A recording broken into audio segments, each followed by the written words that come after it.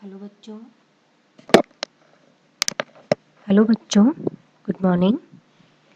आज हम इस वीडियो में डाउनी मिल्ड्यू ऑफ ग्रेप्स यानी कि जो आपके 14th पेपर है उसकी फोर्थ यूनिट में जो डाउनी मिल्ड्यू या माइल्ड्यू ऑफ ग्रेप जो रोग है यानी अंगूर का एक प्रकार का रोग है उसके बारे में डिस्कस करेंगे कि what is this and what is this disease. तो ये जो रोग है डाउनी मिल्ड्यू जो है, डाउनी शब्द एक सॉफ्ट या बहुत ही डेलिकेट वर्ड है, मतलब उसके लिए यूज़ किया जाता है। और मिल्ड्यू एक प्रकार की फंगस है जो कि अंगूर और कुछ बेरीज प्लांट्स में लगती है। यह जो रोग है वो वर्ल्ड में लगभग सभी जगह ये पाया जाता है और नेटिव प्लेस इसका अमेरिका है, नॉर्थ अमेरिका। बाकी ये सभी जगह जो जहाँ पे भी जो वेदर है थोड़ा सा भी ह्यूमिड है या मॉइस्चर है जहाँ पे, वहाँ ये सभी जगह पे ये पाया जाता है। Europe, eastern half of the USA और Asia, Australia and South America सभी जगह ये रोग पाया जाता है। और सबसे ज़्यादा ये जो रोग है ये पत्तियों को, फलों को और ग्रेप वाइन यानी अंगूर की बेलों को बहुत ज़्यादा प्रभावित करता है। यह जो रोग है, शुरुआत में इस रोग में पत्तियों पर छोटे छोटे पेल येलो स्पॉट एक डेफिनेट आउटलाइन के साथ दिखाई देते हैं।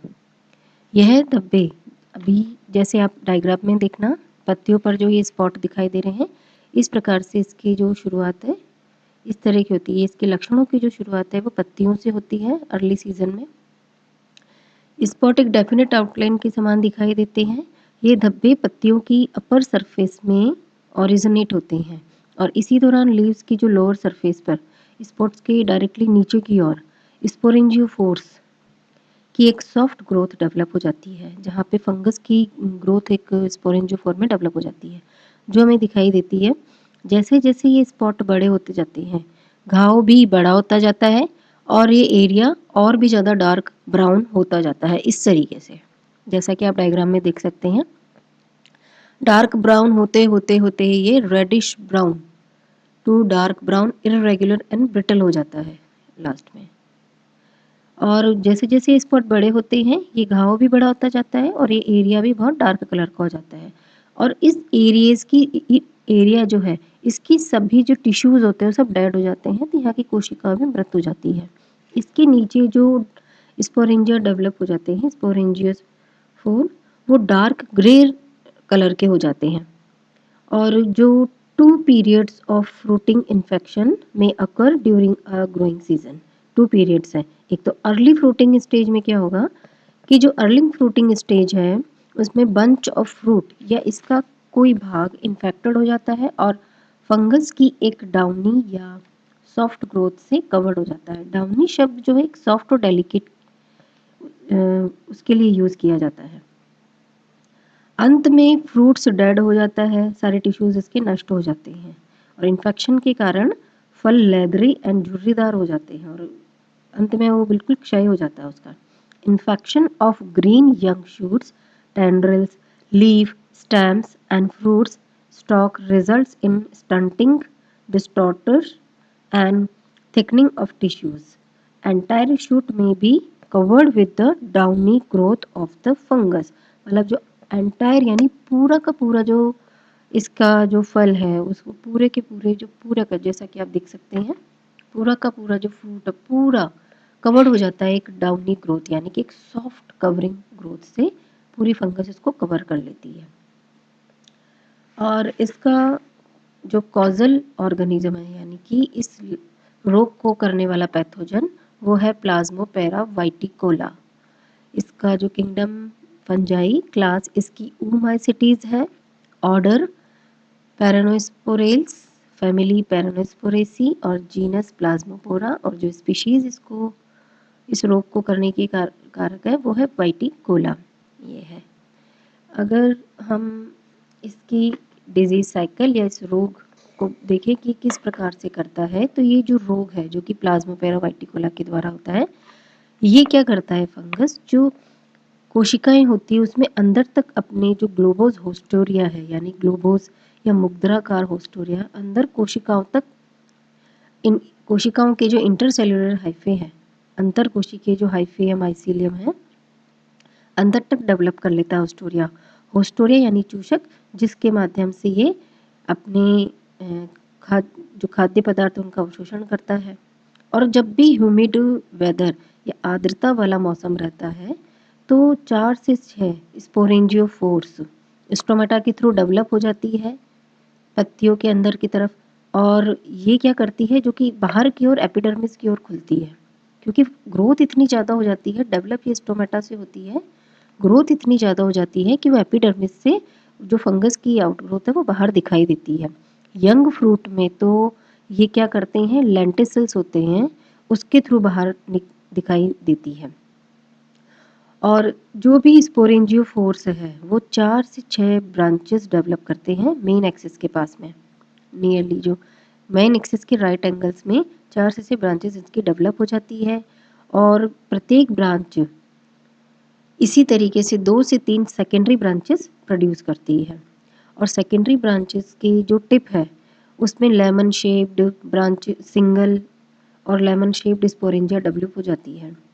स्पोरेंजिया जो है वो इतनी हल्की होती है कि वो पानी या हवा के द्वारा एक से दूसरे स्थान पर ट्रांसपोर्ट आसानी से हो सकती है। और प्रत्येक स्पोरेंजिया जर्मिनेट होकर, जब भी मौसम में थोड़ी सी भी अगर आर्द्रता है तो ये जर्मिनेट होकर जूस्पोर्स प्रोड्यूस करती है। जूस्पोर्स बहुत ही हल्के होते हैं, जो कि शुरुआत में तो क्या कुछ देर के लिए स्विम होते रहते हैं इधर से उधर, लेकिन बाद में ये एक सिस्ट बना लेते हैं, उस सिस्ट में ये अंदर एनक्लोज हो जाते हैं। उसके बाद जब भी मॉइस्चर मिलता है तो ये अंकुरण के द्वारा जर्म ट्यूब का निर्माण करते हैं और पौधे को अंदर तक भेद देते हैं, पेनिट्रेट कर देते हैं। और फंगस जो है ऊस्पोर्स भी डेवलप करती है, जो कि टिश्यूज़ के जस्ट नीचे या मिड पे पाए जाते हैं। ऊस्पोर्स जो है थिक वॉल्ड होते हैं और थोड़े से लेदरी होते हैं। और जब ये जर्मिनेट होते हैं तो जर्म ट्यूब डेवलप होती है और एक स्पोरेंजियम का निर्माण करते हैं एपेक्स पे। स्पोरेंजियम डेवलप होके फिर वापस से वही, जैसे कि डिजीज साइकिल चलता है इनका, वापस से जूस्पोर का निर्माण करती है। और उन एरिया में जहाँ पे भी जो ग्रेप वाइन है वो एवरग्रीन रहती है, हमेशा हरी लदी रहती है फलों से फूलों से, वहाँ पे तो माइसीलियम और भी ज़्यादा होता है, क्योंकि इसको ह्यूमिड मौसम ही पसंद होता है इस फंगस को।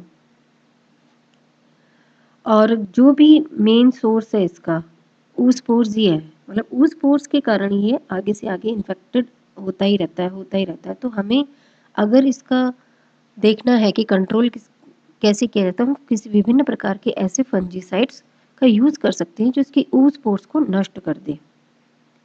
जो डेड लीव्स है, शूट्स है, वो अंत में उनका डिसइंटीग्रेट हो जाती हैं। और जो अपने जो ऊस्पोर्स है, ऊस्पोर्स के कारण ये इन्फेक्शन जो है आगे से आगे चलता रहता है। आप ये जो डिजीज साइकिल है उसमें आप देख सकते हैं कि जब भी जैसे ही इन्फेक्टेड हुई लीव्स, पौधे को इन्फेक्ट किया, पत्तियां क्या होती है, झड़ जाती है, गल सड़ जाती है और अंत में मृत होकर के नीचे ज़मीन में गिर जाती है मिट्टी में। अब इसकी जो स्पोरेंजियम है उससे, या ऊगोनियम है, स्पोरेंजियम है, उससे ये जो ऊस्पोर्स है रिलीज हो जाते हैं मिट्टी में। मिट्टी में रिलीज हो गए तो वो एक तो ये है कि उसी मिट्टी में हम दूसरा पौधा ग्रो कर रहा है, उसकी सहायता से ये दूसरे पौधे तक पहुंच सकती है। दूसरा, ये इतने लाइट वेट होते हैं कि एक स्थान से दूसरे स्थान पर आसानी से ट्रांसपोर्ट हो सकते हैं, हवा के द्वारा भी और बारिश के द्वारा भी, या किसी भी सिंचाई के जल से दूसरे पौधे तक जा सकते हैं। और दूसरे पौधे तक चले गए हेल्दी प्लांट्स तक तो दूसरा भी पौधा भी संक्रमित हो जाएगा। और जो ये क्या है, उनमें इतने ये स्ट्रॉन्गेस्ट होते हैं कि जो भी लैंड पे या ग्राउंड पे और जो हेल्दी ग्रेप प्लांट है उनको भी ये संक्रमित कर सकते हैं। ज़ूस्पोर जो है वेट लीव्स को बहुत जल्दी संक्रमित करती है और अंदर तक स्टोमेटा तक ये पेनिट्रेट हो जाते हैं। पेनिट्रेट मतलब स्टोमेटा तक को भी अंदर ये भेद सकते हैं, पेनिट्रेट कर सकते हैं और अंदर माइसीलियम डेवलप कर लेते हैं। माइसीलियम डेवलप होकर उसके बाद स्पोरेंजियोफोर्स बनते हैं। स्पोरेंजियोफोर्स में स्पोरेंजिया डेवलप होते हैं और यही जो है हवा के द्वारा, क्योंकि ये इतने हल्के होते हैं कि हवा के द्वारा एक हेल्दी प्लांट तक भी पहुंच सकते हैं। जूस्पोर्स जो है, अब ये जो जूस्पोर्स है, स्पोरेंजिया में जो जूस्पोर्स लगे, अब ये सेकेंडरी इन्फेक्शन करते हैं। सेकेंडरी इन्फेक्शन, एक बार पत्ती की लोअर एंड अपर सरफेस को सरफेस के ऊपर संक्रमण के पश्चात ये जब सेकंड जो करेंगे लेंटिसिल्स या स्टोमेटा के थ्रू करते हैं और इस तरीके से ये इन्फेक्शन को बढ़ाते ही जाते हैं, बढ़ाते ही जाते हैं और पूरी जो अंगूर की खेती है उसको ही नष्ट कर देते हैं। और ये तो लीव्स में था, स्टेम में ये क्या करते हैं, स्टेम में ये जो फंगस है ये cortex, ray parenchyma and pith तक भी डेवलप हो जाते हैं। इससे जो स्टेम है वो डिस्टॉर्टेड और हाइपरट्रॉफीड यानी कि अतिवृद्धि शो करता है और फाइनली वो क्षयित हो जाता है या मृत हो जाता है।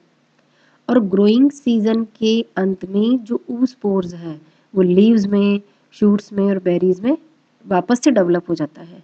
तो ये इसकी डिजीज साइकिल है कि किस तरीके से इसकी शुरुआत होती है और किस तरीके से ये आगे से आगे फैलता रहता है। अब हम इसका देखें कि कंट्रोल किस तरीके से किया जाता है। इसका बहुत से तरीके हैं। सबसे मेन तरीका तो सैनिटाइजेशन है। Sanitization is very effective. Fallen leaves and stems should be destroyed. तो सबसे पहले कि जैसे ही सड़ गल की जो पत्तियां मृत होकर के या फ्रूट्स या स्टेम्स नीचे गिर जाते हैं ज़मीन में, मिट्टी में, तो हाथों हाथ उनको डिस्ट्रॉय करना चाहिए ताकि वो दूसरे पौधों तक अपना संक्रमण ना फैलाए। और दूसरा, अंगूर की बेलों को बोते समय जब अंगूर की बेलें ग्रो करती हैं तो उनके बीच में प्रॉपर स्पेस रखा जाए ताकि वो, अगर कोई एक अनहेल्दी है या इन्फेक्टेड है तो दूसरे हेल्दी प्लांट को फर्क ना पड़े उससे। फंजीसाइडल स्प्रे जो कि सबसे ज़्यादा इफेक्टिव है, तो सबसे ज़्यादा है बॉर्डेक्स मिक्सचर, जिनेब और मैनेब, बॉर्डेक्स मिक्सचर और कॉपर ऑक्सीक्लोराइड जैसे कि ब्लिटॉक्स 50.3%, ये स्प्रे करने चाहिए। तो और दूसरा ये है कि हमें ध्यान भी रखना चाहिए कि जो ग्रोथ पीरियड है तब हमें भी स्पेशल ध्यान रखना चाहिए कि अब जो, क्योंकि ग्रोइंग सीजन में ही होता है, स्टार्टिंग में नहीं होता है, तो हमें तब ध्यान रखना चाहिए कि पौधे, अगर कोई इन्फेक्टेड प्लांट है तो उसके पास में कोई हेल्दी प्लांट ना लगाए, सैनिटाइजेशन किया जाए, प्रॉपर स्पेस रखा जाए पौधों के बीच में। तो इन सब चीज़ों से हम इस रोग को कंट्रोल कर सकते हैं। Okay, thank you.